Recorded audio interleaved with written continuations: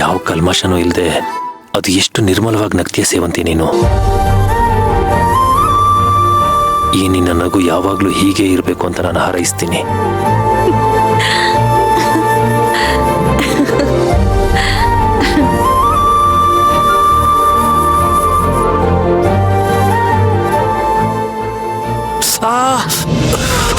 Arjun sir,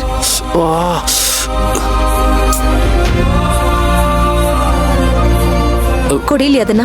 ಇಲ್ಲ ಪರವಾಗಿಲ್ಲ, ನಾನು ಕೊಡಿಲಿ.